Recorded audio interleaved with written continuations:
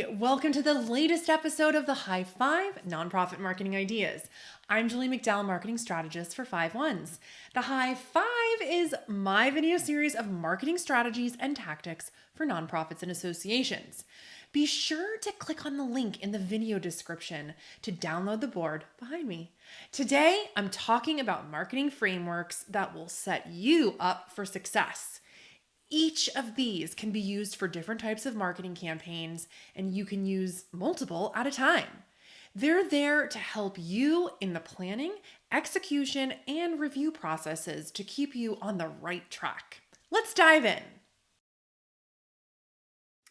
I bet you know the 4 Ps, but did you know there were actually 5 more Ps? The 9 Ps is a framework from 360 Live Media, my friends, that helps you set up a solid strategy when hosting events. You can download the full framework on their website.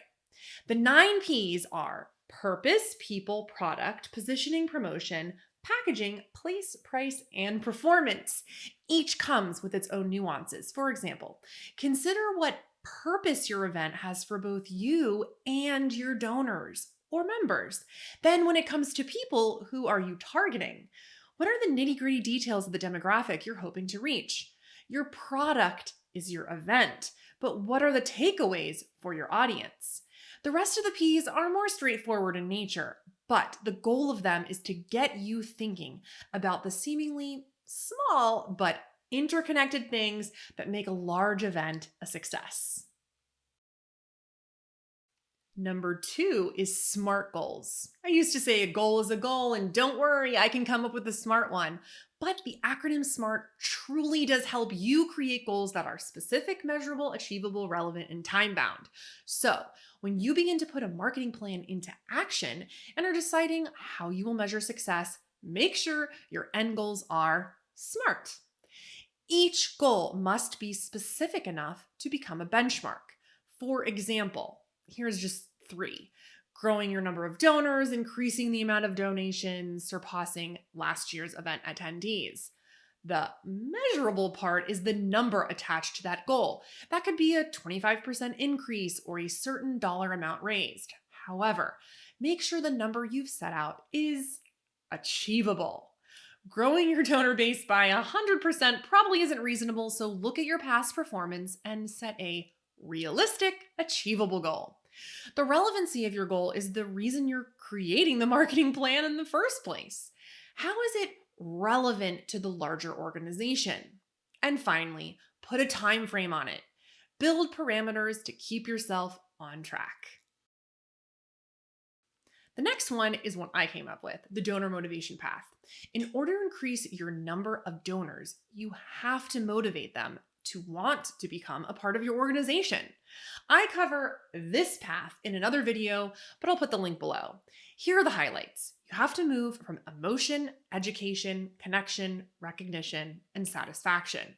You give them an emotional reason to donate, whether it's showcasing your cause and how you help people or having other donors share why they are moved to donate.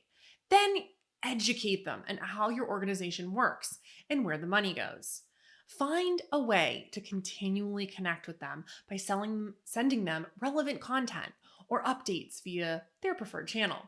You don't want to be seen as the organization that only asks for donations. And finally, show them that you're grateful, but also that they made a difference. Show them that their impact and why it was helpful to continue to build that emotional connection. Next is SWOT. Another acronym you may be familiar with is SWOT. SWOT stands for Strengths, Weaknesses, Opportunities, and Threats, and is helpful when assessing a project, a campaign, or your organization overall. For example, when you've completed a marketing campaign and are looking for ways to improve the next one, do a SWOT analysis. Consider the strengths and what worked well in the plan, what didn't work so well, and why. Identify new or different opportunities you'd like to try out next time, and then any roadblocks that might stand in your way. It's a great habit to get into doing this type of analysis after any big event, plan, or campaign.